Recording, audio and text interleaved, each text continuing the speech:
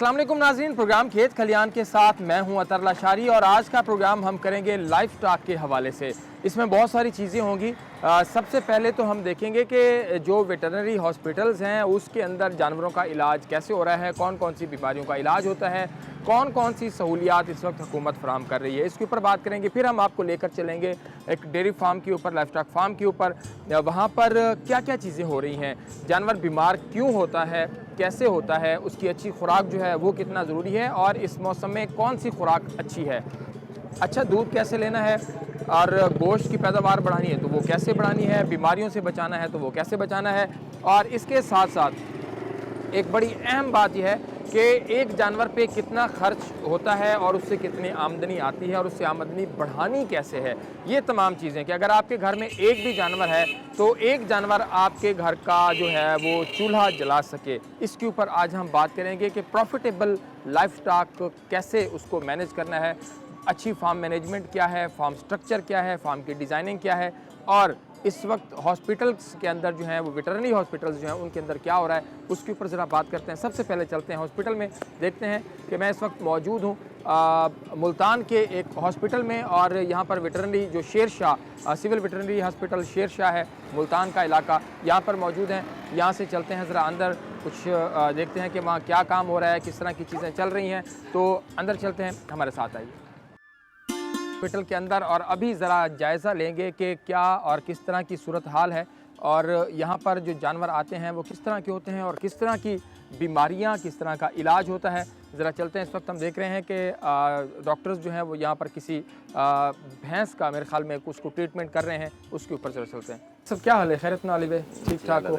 अच्छा डॉक्टर साहब, आज का हम प्रोग्राम जो है वो स्पेशल कर रहे हैं। एक तो जो आपके इस तरह के हॉस्पिटल्स हैं उसमें किस तरह की सहूलियात इलाज की जानवरों के लिए मौजूद हैं। इस वक्त एक भैंस है, ये इसको क्या इशू है, सबसे पहले तो यहीं से शुरू करते हैं। अपना बल्कि नाम भी पहले बता दीजिएगा। मेरा नाम डॉक्टर मोहम्मद बिलाल है, मैं वेटनरी हॉस्पिटल शेरशाह का इंचार्ज हूँ। तो ये जो जानवर है इसका मसला है कि इंडाइजेशन है, थोड़ा सा चारा चेंज किया है, खुराक चेंज करने से ये खाना पीना छोड़ गई है। अच्छा, अब हमने इसको चेक किया है, इसका ट्रीटमेंट हम इसको देंगे। अच्छा, इसका ट्रीटमेंट क्या हो सकता है? दो चीज़ें बिलाल भाई, हम देखते हैं कि हमारे देहाती इलाकों में चलता है कि जो चारा खाना पीना छोड़ जाए उसको नमक जो है वो दे रहे होते हैं, उसको जो ये ड्रिंक्स होते हैं हम ये भी देख रहे हैं जो हम इस्तेमाल करते हैं, मुख्तलिफ बेवरेजेस जो होती हैं उनको भी कोल्ड ड्रिंक्स वो भी इस्तेमाल करवा रहे होते हैं। वो ठीक है, बेहतर है, या ये जो मेडिकेशन है क्या आप? नहीं, हम उन चीज़ों को मना करते हैं कि जो बोतलें वगैरह हैं, बोतलें देने से सबसे बड़ा इशू आता है कि जानवर खुद स्वेलो नहीं कर पा रहा होता। हम फोर्सफुली जानवर के मुंह में जब डालते हैं तो वो उस जानवर के स्टमक में जाने की बजाय उसके लंग्स में चला जाता है, जिससे अभी वैसे सर्दियाँ हैं, नमोनिया के चांसेस ज़्यादा हैं। जब हम बोतल पिलाएंगे तो उसमें ड्रेंचिंग नमोनिया हो जाएगा, मेडिसन या जो भी बोतल देंगे वो फेफड़ों में चली जाएगी, जिससे जानवर ठीक होने की बजाय उल्टा वो बीमार हो जाएगा। अच्छा, ये प्रैक्टिस जी बड़ी आम है और ये बड़ी एहतियात की बात है कि मैंने कई देहातों में ऐसे देखा है, कई घरों में ऐसे देखा है कि जब कोई जानवर वो मतलब जब हमें कुछ तेज़ाबियत सी हो जाती है, हमें कुछ भूख नहीं लग रही होती इंसानों को, तो वो लोग ये सोच रहे होते हैं कि अच्छा हम कोई जो ड्रिंक्स हैं वो इस्तेमाल करते हैं, कोल्ड ड्रिंक्स, तो जानवरों को भी वही पिलाएं। वो 1.5 लीटर की जो है वो बड़ी, और वो जो बकरियां हैं छोटी उनको वो 250 ml वाली छोटी जो बॉटल्स हैं वो पिला रहे होते हैं। एक तो ये इशू है कि हम है मोनोस्टमक, हमारा स्टमक एक है। ये जो जानवर है ये 4 स्टमक एनिमल है। अच्छा, इसका जो माइक्रोफ्लोरा है वो हमसे डिफरेंट है। सही, ठीक है। दूसरा, इनकी जो डाइट है वो हमारी डाइट से डिफरेंट है। इनको ऐसी बॉटल्स वगैरह से आराम नहीं आता। इसके लिए ख़ास किस्म की मेडिसन है और ख़ास किस्म के पाउडर्स हैं जो सिर्फ़ और सिर्फ 4 स्टमक एनिमल के लिए, यानी जिनकी ओजड़ी है, 4 इसके खाने हैं, तो उसमें हम इनकी मेडिसिन सेपरेट है। अच्छा, खुद से बोतलें पिलाना या जो घर में कोई टोटके देना वो मुनासिब नहीं। फीड सप्लीमेंट जो फार्मर को जा रहे हैं उसके ऊपर भी वो भी हम दिखा सकते हैं अपने नाज़रीन को, वो भी दिखाएंगे। और ये जो डॉक्टर बिलाल साहब ने बात की है कि फार्म की जो एडवाइजरी है, फार्म की जो मैनेजमेंट है, उसका जो स्ट्रक्चर है, उसके हवाले से ये भी क्या आप ट्रेनिंग दे रहे हैं? जी, हम लोगों को अवेयरनेस देते हैं कि आपने अपना फार्म किस तरह से बनाना है।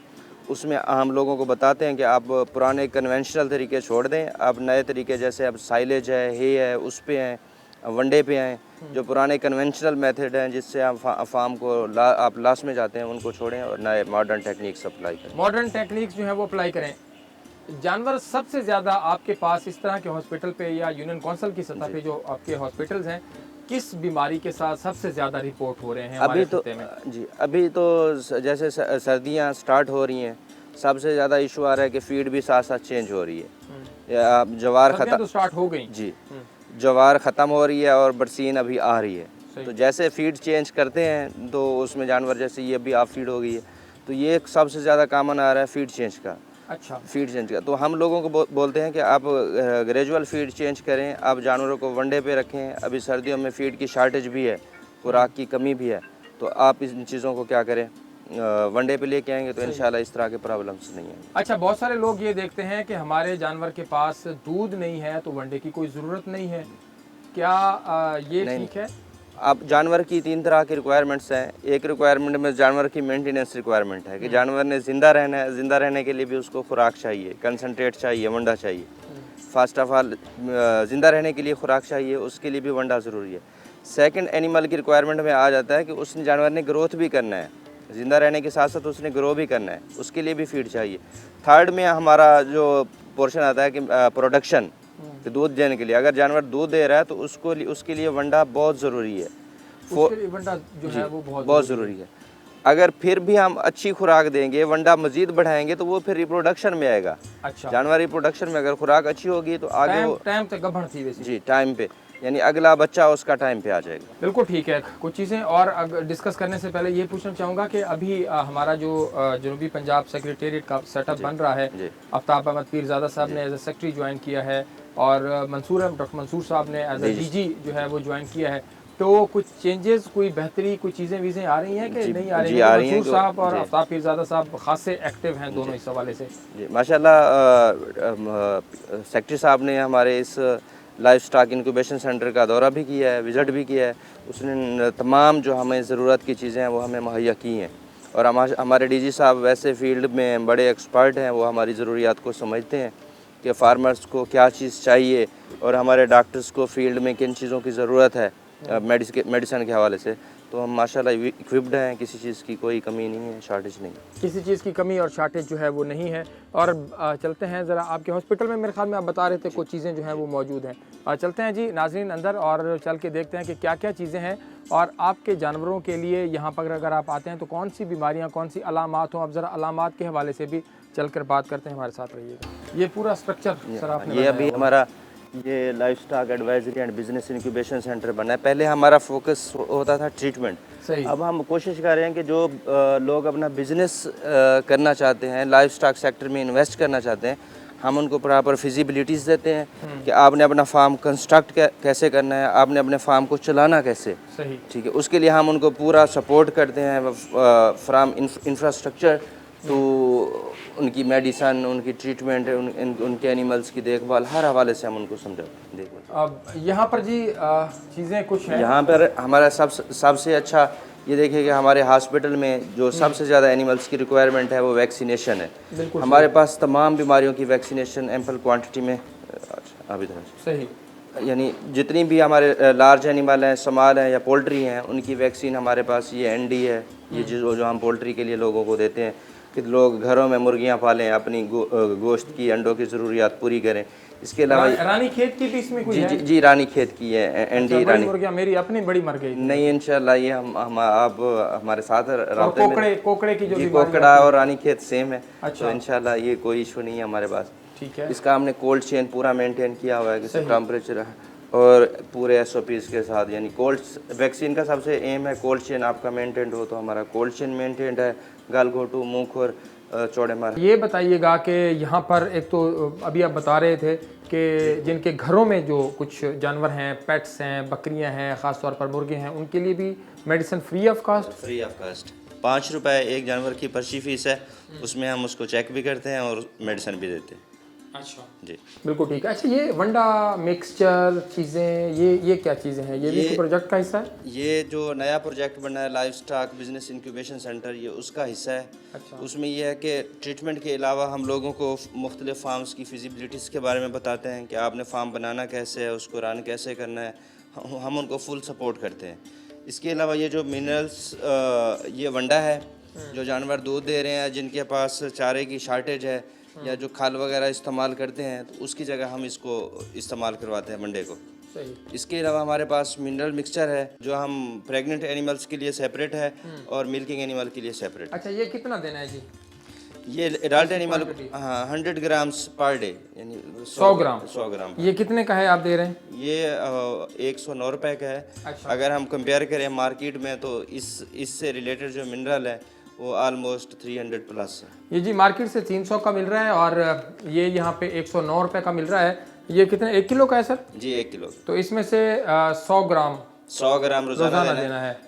10 दिन की खुराक। दूध वाले जानवर को कितना देना है? दूध वाले जानवर को 100 ग्राम देना। 100 ग्राम। जो दूध नहीं दे रहा उसको 50 ग्राम। बकरी जो है उसको 5 से 10 ग्राम देना। 5 से 10 ग्राम बकरी को दे सकते हैं आप। और ये गवर्नमेंट का, पंजाब हुकूमत की जानिब से है जी, और इसको आप जो है वो इस्तेमाल कर सकते हैं। अच्छा सर, ये कुछ है कि सिर्फ बच्चा पैदा करने वाली भैंसों के लिए मिक्सचर है, ये क्या चीज़ है? ये भी मिनरल मिक्सचर है, लेकिन इसकी कंपोजिशन ऐसी है कि जो प्रेगनेंसी के हवाले से है, यानी वो बच्चे की बोन ग्रोथ करवाएगी, जानवर को आगे मिल्क के लिए रेडी करेगी। तो इसकी कंपोजिशन लिटिल बिट डिफरेंट है डेयरी के से। ये सिर्फ बच्चा पैदा करने वाली भैंसों के लिए है। अच्छा, ये बताइएगा, ये जो 100 ग्राम इस्तेमाल करेंगे तो कितना दूध की पैदावार पे कितना असर पड़ेगा? Almost 1 litre per day. 100 ग्राम से? 100 ग्राम। अगर वो 200 ग्राम डाल देते हैं तो? नहीं, 200 इसकी रिकमेंडेड। इसके मिनरल के साथ साथ वंडा है, ठीक है। उसका यह है कि अगर 3 लीटर जानवर दूध दे रहा है तो हम उसको रिकमेंड करते हैं कि आप 1 किलो उसको वंडा डालें।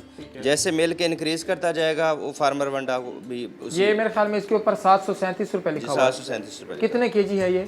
20 केजी। ये दूध वालों के लिए? ये दूध वालों के लिए। अच्छा, कितना डेली इसको इस्तेमाल करना है और उससे कितना फर्क पड़ेगा? जो जानवर दूध दे रहा है, अगर वो 3 लीटर दूध दे रहा है तो उसको एक टाइम पे 1 किलो चाहिए ये। ठीक है। जैसे हम वंडा स्टार्ट करते हैं तो दूध में इंक्रीज आता है, जब दूध इंक्रीज होता है तो हम वंडे की क्वांटिटी भी इंक्रीज करते जाते हैं। ये मिल्किंग एनिमल के लिए एक रफ एस्टिमेट है कि आप 3 लीटर से 1 केजी वंडा डालें। जो मिल्किंग नहीं है उसको हम वैसे ही 1 केजी। तो क्या किलो पड़ता है ये ऑलमोस्ट पड़ता है 35। अच्छा जी, 35 रुपए किलो। 30-35 रुपए पड़ता है। 30 से 35 रुपए किलो। 737 रुपए का है। कितने किलो का है सर? 20 केजी। 20 किलो का। 20 किलो का ये बैग है। असल में है ये कि आप हमारे ख़ास तौर पर जो दही इलाके हैं उनमें चारे की बहुत ज़्यादा कमी होती है, तो उस कमी को पूरा करने के लिए वंडा बहुत ज़्यादा ज़रूरी है, उसकी सेहत के लिए, आपकी उसकी मिल्किंग के लिए। तो यहाँ पर एक वक्त तो है ब्रेक का, लेकिन ब्रेक से पहले डॉक्टर साहब, इसमें मेरे ख्याल में आप बता रहे थे कि कुछ और भी चीज़ें हैं इस प्रोजेक्ट के अंदर, फार्म मैनेजमेंट के हवाले से, हमारे एडवाइजरी के हवाले से। जी, एक तो फार्म एडवाइजरी है, दूसरा हमारे प्रोजेक्ट्स चल रहे हैं। कट्टा पाल स्कीम है, कट्टा बचाओ स्कीम है, वो मैं आपको फील्ड में जाके दिखाता। चलें जी, फिर चलते हैं फील्ड के अंदर और वहाँ पर चलकर देखते हैं कि किस तरह आपने स्ट्रक्चर बनाना है, किस तरह आपने जानवरों को रखना है, खुराक कितनी देनी है, बकरियां, कट्टे, बच्चे, इसको कैसे पालना है और अच्छा प्रॉफिट कैसे कमाना है, इसके ऊपर ज़रा चल के बात करते हैं। यहाँ पर वक्त एक छोटे से ब्रेक लेते हैं, हमारे साथ रहिएगा।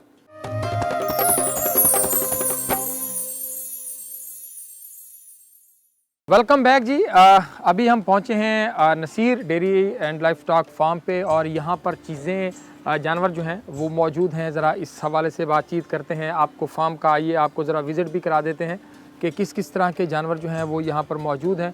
और भैंसें भी हैं, गाय भी हैं, फैटनिंग वाले भी हमें यहाँ पर नज़र आ रहे हैं। डॉक्टर साहब, किस तरह की सेग्रीगेशन है, किस तरह के जानवर यहाँ पर मौजूद हैं? 3 सेगमेंट है हमारे। एक लैक्टेटिंग एनिमल का है जो दूध दे रहे हैं, दूसरा सेगमेंट हमारा प्रेग्नेंट जानवरों का है। जब वहाँ से दूध से जानवर 7वें महीने की प्रेगनेंसी पे चलता है तो हम उसको इस सेगमेंट में शिफ्ट कर देते हैं। सही। जबकि दूसरा जो हमारा सेगमेंट है वो काव्स का है। जब बच्चा दूध से फ्री होता है तो जब उनकी ये बच्चे, जितने भी बच्चे खड़े हैं, इनकी वीनिंग हो गई है, यानी ये दूध से फ्री हुए हैं, इसको हमने TMR पे शिफ्ट कर दिया। सही। और TMR क्या होता है?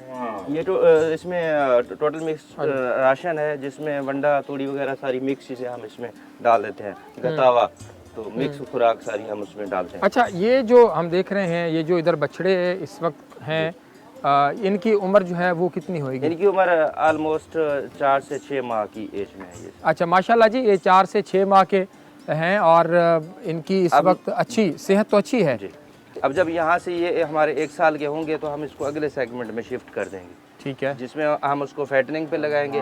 2 साल का होगा तो हम इसको इंशाल्लाह ईद के सीज़न में हम उनको सेल आउट कर देंगे। ईद के सीज़न में सेल आउट जो है वो करेंगे। और हमें ये भैंसें और ये नज़र आ रही हैं यहाँ पर साउथ पंजाब में, भैंस और गाय के हवाले से भी हम देख रहे हैं जी। आपको ये गाय सामने नज़र आ रही होगी माशाल्लाह। पहले मैं आपको मेरे साथ आए, मैं आपको ये दिखा दूँ कि अच्छा इसकी डॉक्टर साहब पहले तो ये बता दें ये कौन सी ब्रीड कौन सी है? ये क्रास है साहिवाल की, साहिवाल का फ्रीजियन के साथ क्रास है। माशाल्लाह इसकी प्रोडक्शन 25 लीटर से ऊपर है। जो लोग कहते हैं कि ये साहिवाल की इतनी प्रोडक्शन नहीं है, तो अगर हम साहिवाल का क्रॉस कर देते हैं किसी दूसरे जानवर के साथ तो माशाल्लाह ये इसकी प्रोडक्शन 25 लीटर से ऊपर गई। एक चीज़ और मैं देख रहा हूँ कि यहाँ पर जो गोबर है जी, इसकी सफाई का निज़ाम कितना ज़्यादा ज़रूरी है और ये इनके जो खुर हैं उसके खुर को कितना ज़्यादा नुकसान पहुँचाता है, किस तरह की बीमारियाँ यहाँ खुर से लग सकती हैं? सफाई का निज़ाम बहुत अच्छा होना चाहिए, क्योंकि अभी जैसे विंटर आ रहा है तो विंटर में हमारे पास इतना कोई ड्रेनेज का सिस्टम अच्छा नहीं है, जिसकी वजह से कभी कोई इशू आ सकता है, लेकिन फ़िलहाल अल्लाह का शुक्र है कोई इशू नहीं।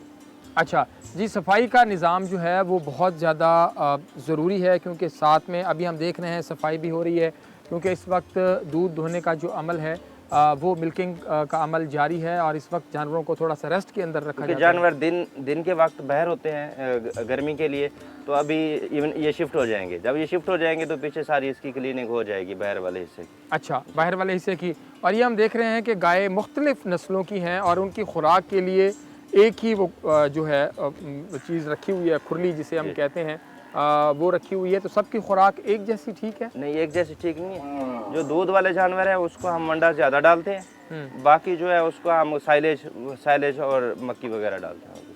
अच्छा, साइलेज और मक्की जो है वो डालते हैं। और अगर 25 लीटर एक गाय दूध दे रही है तो इसको वनडे की कितनी ज़रूरत होगी? तो ऑलमोस्ट इसको 8 kg वंडा इसको डेली को जा रहा है। अच्छा। 4 किलो सुबह 4 किलो शाम। 4 किलो सुबह 4 किलो शाम वंडा इसको 8 किलो जो है वो जा रहा है, क्योंकि ये 25 लीटर रोज़ाना दूध दे रही है।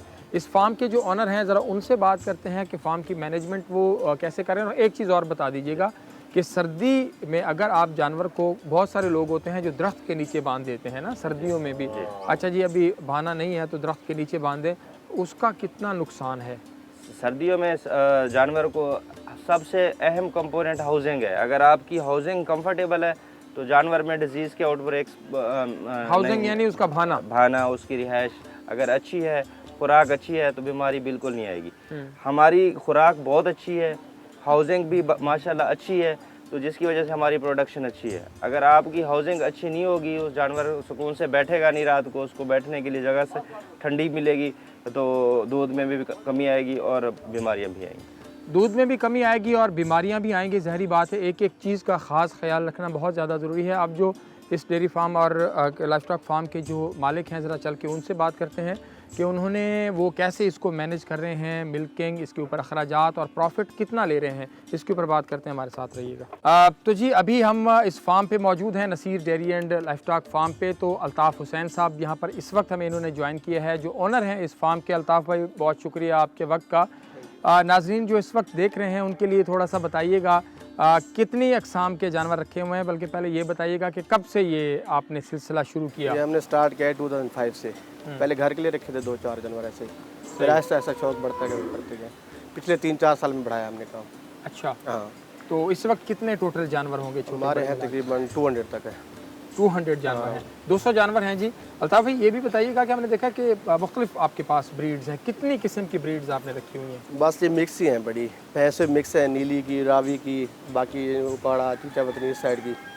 गाय भी इस तरह मिक्स है, साहिवाल क्रास भी है बड़ी, प्योर फ्रीजियन भी है बड़ी, ये अबलग भी हैं बड़ी, मिक्स है। अच्छा, हाँ मिक्स है। अच्छा ये भी थोड़ा सा बताइएगा कि सबसे अच्छा परफॉर्म हमारे खित्ते में कौन सा जानवर करता है, कौन सी ब्रीड करती है? ये तो उस कंडीशन के लिहाज से आप जितना वो मैनेज करेंगे, कंट्रोल शेड लगाएंगे तो फिर तो आप अबलग रख लें। इनकी पैदावार ज़्यादा होती है दूध की, इनकी होती है तकरीबन 25-30 के जी होती है एक टाइम की। 50-50 लीटर वाली भी हैं, 60 लीटर वाली भी हैं। अच्छा, हाँ, जैसे हमारे पास ये वाइट खड़ी है अबलग सामने। ये सबसे पहले वाली? हाँ सबसे पहले वाली। ये इसका क्या अबलग? हाँ अबलग। अच्छा, तो ये कितना दूध एक दिन में 24 घंटों को मिलाएं तो दे देती है? 30 लीटर देती है तकरीबन। 30 लीटर। जब ये हाई पे जाती है अपने पीक सीजन पे तो कितना दूध दे रही होती ये है? पीक सीज़न ही है, अब ये बरसन स्टार्ट हो रही है ना चारा। अच्छा पीक सीज़न सर्दियों में दूध बढ़ता है जानवरों का, अच्छा गर्मियों से इंक्रीज़ होता है। गर्मियों में टेम्परेचर भी यहाँ ज़्यादा होता है ना, उस वजह से फिर गर्मियों में दूध थोड़ा कम होता है। तो सबसे ज़्यादा दूध देने वाली आपके पास कौन सी है? हाँ यही है, ये है बड़ी, बाकी और मिक्स है हमारे पास, साहिवाल क्रास है बड़ी, फिजिबल हुई है यहाँ ना। तो जो वंडा बनाते हैं उसके अंदर जो मार्केट में वंडा दस्तयाब है और जो आप बना रहे हैं उसमें कोई क्वालिटी का फ़र्क रख रहे हैं? बिल्कुल होता है, क्वालिटी का फ़र्क तो होता है। वो कमर्शियली करते हैं, हम अपने फार्म के लिए करते हैं, हम तो प्योर चीज़ें डालते हैं। ठीक है। हाँ। क्या क्या उसमें और कितनी मिकदार डाल रहे हैं? अगर एक वो बैग की ये अगर कि हम बात सोयाबीन मील डलती है, किनोला मील डलती है, हम्म, रैपसीड मील डलती है, ठीक है। मिनरल डलते हैं, टॉक्सन बाइंडर डलता है। अच्छा, तो उसको फिर वो 8-9 आपको आइटम बन जाते हैं तकरीबन। सस्ता पड़ जाता होगा? सस्ता तो नहीं, अच्छा होता है, दूध के लिए अच्छा है, जानवर के लिए। अच्छा, जानवर के लिए जो है वो अच्छा है। ये बताइएगा कि यहाँ पर भैंस ज़्यादा कामयाब है या गाय ज़्यादा कामयाब है? दोनों चीज़ें ठीक है, भैंस भी ठीक है, गाय भी ठीक है। ज़्यादा मेहनत कौन सा जानवर मांगता है? हाँ मेहनत तो सारे जानवर ही मांगते हैं। हम्म, हाँ गाय है, भैंस है, बकरियाँ भी रखी हैं, बकरियों का फार्म भी है हमारे साथ। अच्छा, 7 बकरियां भी हैं। वाह वाह। तो कहा यह जाता है कि भैंस जो है वो बड़ा मुश्किल जानवर है जी, उसको संभालना बड़ा मुश्किल है, उसकी खुराक जो है और उसका खुराक एहतियात। तो डालनी ही पड़ती है, और एहतियात के लिए हम डॉक्टर साहब रखे हुए हैं। अच्छा। अच्छा, ये ड्यूटी पे होते हैं हम हमारे पास। अच्छा, जी ये तो कंसल्टेंसी दे रहे हैं। हाँ, कंसल्टेंसी दे रहे हैं, कोई भी इशू पे इनसे डिस्कस कर लेते हैं, या बता देते हैं या खुद आ जाते हैं। अच्छा, ये बताइएगा कि जब आप ये काम शुरू कर रहे थे, शुरू कर लिया और अब तक बहुत सारे लोग होते हैं कि वो देखते हैं कि अच्छा यार हमने तो फार्म बनाया है, दूसरे फार्म्स पे जाके ज़रा विज़िट करें कि वहाँ पर क्या क्या तजर्बात हो रहे हैं, लोग कैसे जानवरों को रख रहे हैं। आप भी विज़िट करते हैं कोई? करते रहते हैं, विजिट करते रहते हैं, बिल्कुल करते रहते हैं। कंट्रोल शेड जिन्होंने बनाया है वहाँ भी विजिट करते हैं, बाकी भी जानवर लेने के लिए भी मंडियों में भी, हर जगह ये तो फिर इसका हमें चक्कर लगते रहते हैं। अच्छा, हाँ, कहीं से कोई अच्छी चीज़ मिल जाए बंदा कर लेता है। बिल्कुल ठीक है। हमारे नाज़रीन पहले के मैं लिए- सैले नहीं डालता था, ये का उसका जो होता है ना मकई का सैले, पहले नहीं डालते थे, अब मैंने स्टार्ट किया तकरीबन कोई 4-6 महीने हुए, इसके बड़े अच्छे रिजल्ट हैं साइलेज की। अच्छा, हाँ साइलेज आप खुद बना रहे हैं? नहीं, फ़िलहाल तो ख़रीद रहे हैं, आगे इंशाल्लाह। तो आपको कैसे केजी पड़ रहा है? तकरीबन हमें पड़ रहा है 9 रुपये के जी पड़ रहा है। 9 रुपये केजी। तो एक जानवर को डेली कितना डाल रहे हैं? जानवर को तकरीबन 5-6 के जी डल जाता है एक जानवर को। एक जानवर को? हाँ, ठीक है। तो उसका बाकी चारे भी होते हैं ना। अच्छा, हाँ, सिर्फ एक चारा नहीं है, इसमें तूड़ी भी डली हुई है, घास भी डली हुई है, साइलेज भी डला हुआ है, वंडा भी डला हुआ है। बिल्कुल ठीक है। अब हमारे नाजरीन के लिए बताइएगा कि जो 25 लीटर दे रही है, मैं इसकी मिसाल ले लेते हैं, जो 25 लीटर दे रही है तो इसका दूध कितने किलो के हिसाब से, क्या रुपए किलो के हिसाब से जा रहा है?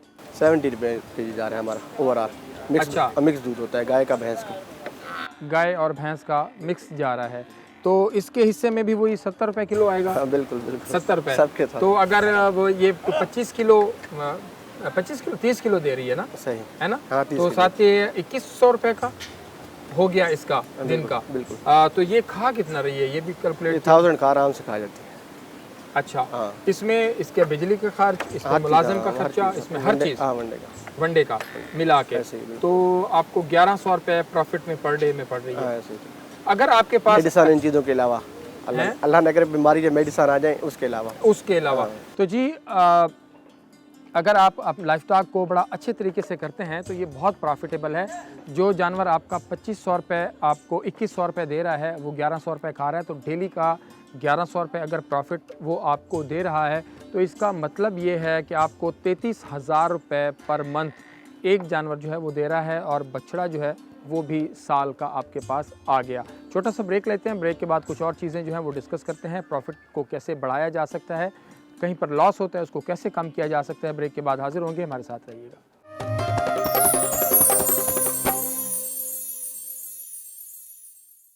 वेलकम बैक जी। अभी बात कर रहे थे वो गाय के दूध और उसके प्रॉफिट के हवाले से। अच्छा अल्ताफ़ भाई, ये बताइएगा कि ये भी आपने कभी सोचा कि इसको जो प्रॉफिट है इसको कैसे बढ़ाना है या कैसे बढ़ता है? यही तो कम सोचते कैसे रहते होता हैं, यही तो सोचते रहते हैं, पूरा दिन काम ही हमारा ये होता है सोचने का ही। तो कौन कौन सी चीज़ें नई ऐसी की कि जिससे प्रॉफिट बढ़ एक सकता हो? हमारे जो बछड़े होते हैं ना, अब कोशिश करते हैं कि 2 साल में इनको तैयार करके वनडे वगैरह डाल के कुर्बानी पे भेज देते हैं, ठीक है। तो एक तरह से इकट्ठे पैसे आ जाते हैं। बाकी ये है कि जो दूध पे जानवर ख़त्म हो या वो आगे प्रेग्नेंट ना हो फिर उसको सेल आउट कर दिया, अच्छा, हाँ वो भी तो नुकसान में ही जाएगा। सही। क्योंकि चारा तो उसने खाना है उतना, खर्चा तो उतना है पड़ा, अगर उसकी प्रोडक्शन कम हो जाती है तो वो नुकसान में ही जाएगा। एक जानवर जब बच्चा दे देता है तो उसको बच्चा देने के कितने अरसे बाद तक उससे आप दूध लेते रहते हैं? गाय तो 1-1 साल तक भी देती रहती हैं, भैंसें होती हैं 5 महीने 6 माह सही दूध देती फिर कम कर जाती हैं। अच्छा, हाँ गाय तकरीबन 7-8 महीने साल तक भी चली जाती है। सही। उसको खुराक प्रॉपर मिलती रहे, ये वंडा उसको प्रॉपर मिलता रहे। ठीक है। तो जो गाय दूध कम करती है तो उसका फिर अगला हल क्या होता है? अगला ये होता है उसको लगवा दें, इंसेमिनेशन करा दें, ठीक है। ठीक है, सीमेंस रखवा दें उसको। प्रेग्नेंट हो जाती है तो वेल एंड गुड, ना हो तो फिर उसको सेल आउट कर देते हैं। अच्छा, तो वो कितने तक में चली जाती है आपकी जो यहाँ पर क्रॉस की अगर हम बात अच्छी करें? खुराक खाई हो जानवर ना, बिल्कुल दूध ना दे रहा हो, लाख रुपए में 1.25 लाख में चली जाती है। अच्छा, हाँ। तो ये जो आपने ये बछड़े आपने लिए हुए हैं या खुद तैयार किए हैं? खुद तैयार किए। अच्छा, हाँ ये हमारे गाँव के सारे, ठीक ये है। हर साल हम सेल आउट करते हैं कुर्बानी पे। फिर अच्छा, तो तो 2 साल का पीरियड होता है इनका तैयार करने का। बिल्कुल सही। ये जी हमारे पीछे जो आपको ये बछड़े जो नज़र आ रहे हैं तो इसमें यही घर के ही तैयार किए हुए हैं। ये भी बताइएगा कि एक बछड़ा जब 2 साल का कुर्बानी के लिए हो जाता है, 2 साल का, 2.25 साल का, तो वो कितने तक में चला जाता है? ये तो नसीब की बात है, खूबसूरती भी होता है जानवर की कुर्बानी का। तो 2 लाख में चला जाता है, 2.5 में भी, 3 में भी, 1.5 में भी, 1 लाख में भी। अच्छा, हाँ जानवर के लिहाज से तो वो फिर प्रॉफिट आप काउंट करते हैं उसमें जो गाय दूध दे रही है और जो खर्च खा रही बिल्कुल है? ऐसे ही है। वो आपके साथ एक साथ पैसे आ जाते हैं, दोबारा बढ़ा सकते हैं जानवर। अच्छा, हाँ दूध वाले नए जानवर डाल सकते हैं। अब इससे पहले कि हम आगे चलें ये भी बताइएगा कौन सी ऐसी चीज़ें या कौन से ऐसे काम होते हैं कि जिससे एक जो डेयरी फार्मर है, डेयरी फार्म का मालिक है, उसको नुकसान होना शुरू हो जाता है? कभी आपने ये भी अंदाज़ा किया कि कौन कौन सी ऐसी चीज़ें थी जिन्होंने हमें नुकसान दिया? एक तो अपनी यानी कि आप टाइम ना दें फार्म को अपनी, ये फुल टाइम ड्यूटी है, कोई हाफ टाइम या पार्ट टाइम नहीं है कि चक्कर लगाएं आप चले जाएं। ठीक है। हाँ पहली बात ये है। दूसरा है कि खुराक का ख्याल रखना होता है। तीसरा है कि वैक्सीनेशन लाजमी कराएं। अच्छा, ये बढ़िया हाँ, वैक्सीनेशन लाजमी कराएं। हम तो साल में 1 दफ़ा सरकारी करवाते हैं, 1 दफ़ा इम्पोर्टेड करवाते हैं। अच्छा, वो आप अपनी परचेज करते हैं? अपनी परचेज करने हैं, वो कॉस्टली होती है काफ़ी वैक्सीनेशन। अच्छा, वो लाजमी करवाएं, वो हम करवाते हैं। ये जी बड़ी अहम बात अल्ताफ़ भाई ने की है कि वैक्सीनेशन जो है वो ज़रूर कराएं, वरना आपके लाखों का जानवर जो है वो ख़राब हो सकता है। अच्छा जी, अभी हम यहाँ पर पहुँचे हैं तो यहाँ पीछे कुछ भैंसें मौजूद हैं। अल्ताफ़ भाई, कुछ जानवर आपके ज़्यादातर जानवर उस साइड पे हैं, 2, 4, 6, 8, 9, 10 इधर मौजूद हैं, इसकी क्या वजह है? ये सारे हैं प्रेग्नेंट, ये बिल्कुल अच्छा। 4 वीकड़ी को तो महीना 15-20 दिन ऐसे, तो वो उसके लिए फिर इधर बांधते हैं इनको सेपरेट ही, कच्चे पे बांधते हैं, पक्के पे नहीं बांधते। अच्छा, उसकी क्या वजह? उसकी ये वजह है कि यहाँ रिलैक्स बैठती हैं, कच्ची जगह है, वहाँ वो फर्श बंधा हुआ है ना, फर्श पे मुश्किल होती है। प्रेग्नेंट जानवर है, 15-20 दिन बाद, महीने बाद बच्चा देना है उसने, तो यहाँ रिलैक्स बैठते हैं। तो वहाँ स्लिप भी हो सकते हैं? मतलब इस चीज़ स्लेब तो ऐसा नहीं होते, बहरहाल ये है कि दिन को यहाँ बांध दिया और रात को फिर ये कवर करने चले गए। अच्छा, हाँ। तो दिन को यहाँ सुकून में बैठते हाँ हैं? सुकून में चारा वगैरह डाल दिया, पानी शानी की जगह बनी हुई तो जब शदीद गर्मियाँ हों तो उस वक्त प्रेग्नेंट जानवरों को, इस तरह की भैंसों को कहाँ रखते हैं? वहाँ अंदर जगह है ना कच्ची, अच्छा, हाँ शेड के अंदर भी है पड़ी। ठीक है।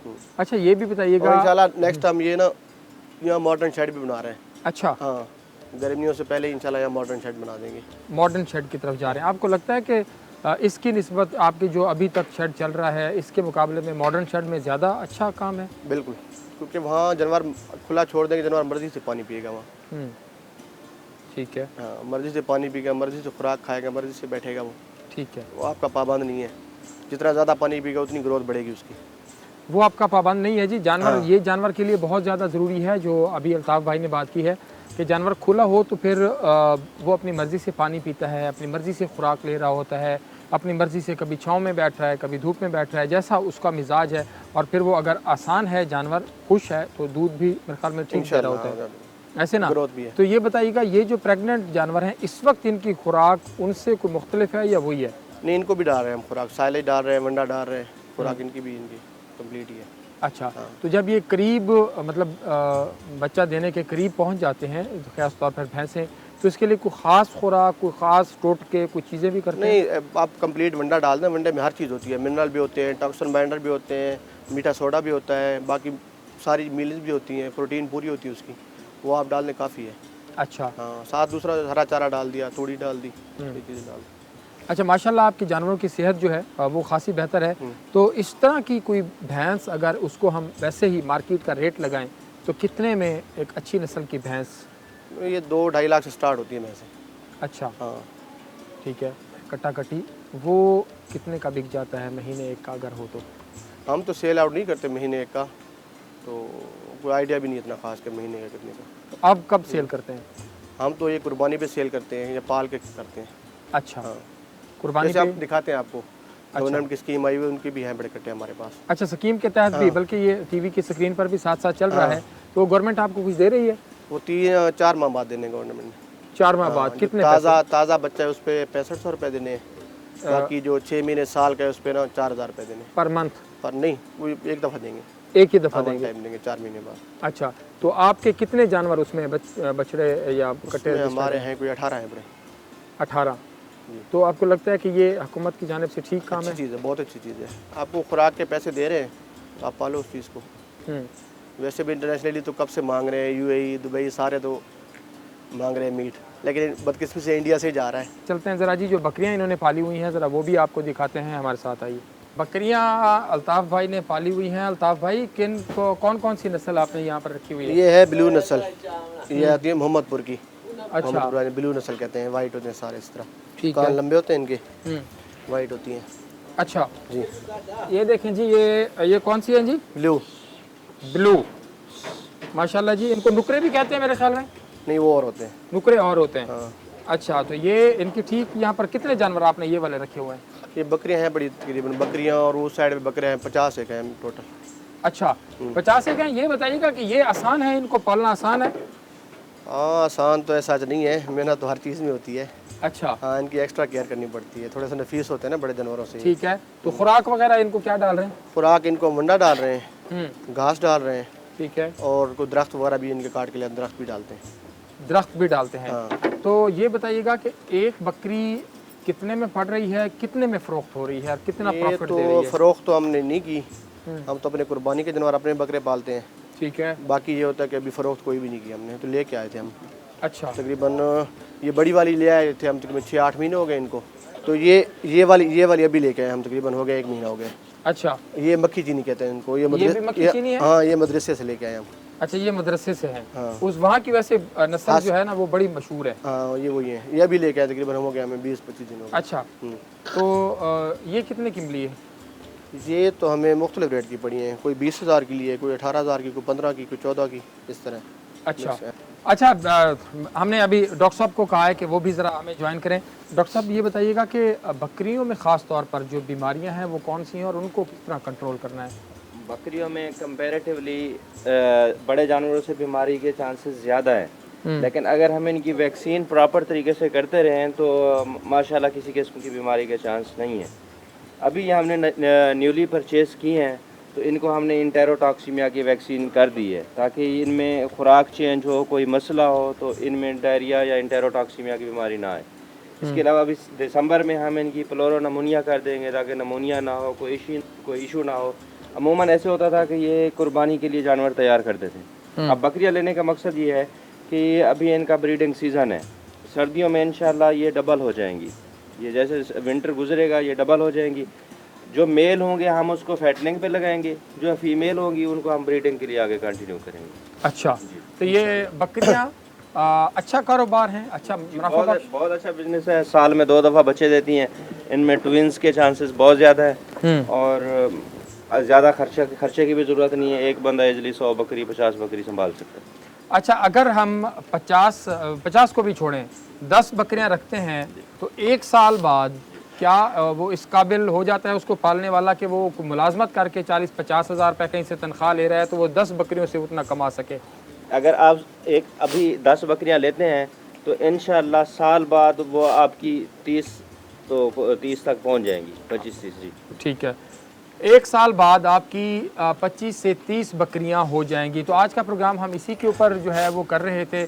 ज़ाहिरी बात है कि जो बकरियां हैं, जो लाइफस्टॉक का सेक्टर है वो इतना ज़्यादा प्रॉफिटेबल है कि उसके ऊपर काम अगर किया जाए तो जो लोग बड़े परेशान होते हैं कि कुछ नहीं बच रहा, कुछ बचत नहीं हो रही, कोई काम नहीं है, तो अगर आपने 10 बकरियां ली हैं तो 1 साल में आपकी 25 से 30 बकरियां हो जाएंगी और आपको फिर कोई काम मुलाजमत करने की किसी की ज़रूरत मेरे ख़्याल में नहीं होगी। कि अगर आप अच्छे तरीके से उनको, हम देख रहे हैं कि ये चारा वारा है, इनको वंडा कितना डल रहा है जी? वंडा हम अभी रफली इसको डाल रहे हैं तकरीबन 5-1 kg एक टाइम का डाल देते हैं सबको? सबको, वो घास के अलावा इनके। घास के अलावा। अच्छा। उस वनडे की लालच में ये चारा भी सारा खत्म कर जाती है। चारा भी सारा ख़त्म कर जाती हैं। तो अच्छी मैनेजमेंट जो है वो बहुत ज़्यादा ज़रूरी है। आज के प्रोग्राम में हमने जो अहम बातें निकाली कि एक गाय, आपने ये ज़रूर देखना है एक जानवर को कि वो कितना खा रहा है और आपको दे कितना रहा है, रोज़ाना का प्रॉफिट कितना है, एक महीने का प्रॉफिट कितना है, एक साल का प्रॉफिट कितना है उसके दूध का, और फिर जब उसको बेचते हैं उसमें कितना प्रॉफिट आ रहा है, और उसके बच्चे को बेचते हैं तो उसमें से कितना प्रॉफिट आ रहा है। बकरी आप पालते हैं तो उसकी वैक्सीनेशन, जी सबसे अहम चीज़ जो है वो आपकी वैक्सीन है कि आपने जानवरों की वैक्सीन जो है वो प्रॉपर टाइम पे करानी है। महकमा जो लाइफ स्टॉक डिपार्टमेंट है वो वैक्सीन की उसको, उसके पास कैलेंडर्स भी मौजूद होते हैं, आप उनसे मुसलसल रब्ता ज़रूर रखें ताकि अच्छा लाइफ स्टॉक जो है वो आप चला सकें। मैं अल्ताफ़ भाई आपका बहुत शुक्रगुज़ार हूँ। डॉक्टर बिलाल सग्गू साहब, इनका मैं बहुत शुक्रगुज़ार हूँ कि आज सबसे पहले तो हम हॉस्पिटल पहुँचे थे, इनके वेटरनरी हॉस्पिटल, वहाँ पर हमने चीज़ें देखी, आपको बहुत सारी चीज़ें दिखाई। अल्ताफ़ भाई से हमने टाइम लिया, ये कहीं अपने काम में मसरूफ़ थे, तो और डॉक्टर साहब, और इसके हवाले से मैं आखिर में ये ज़रूर कहना चाहूँगा कि अभी जो नए तैनात हुए हैं सेक्रेटरी लाइफ स्टॉक जनूबी पंजाब आफ्ताब अहमद पीरज़ादा साहब वो, और डीजी लाइफ स्टॉक जनूबी पंजाब डॉक्टर मंसूर अहमद साहब, हम देख रहे हैं बड़ी अच्छी काविशें वो कर रहे हैं इसको डेवलप करने के हवाले से, जिद्दत लाने के हवाले से और लाइफ स्टॉक सेक्टर को बढ़ाने के हवाले से। तो जी आज का प्रोग्राम अपने अख्ताम को पहुँचा। अपने मेज़बान अतरल्ला शारी को इजाज़त दीजिए। अल्लाह ने के बाद।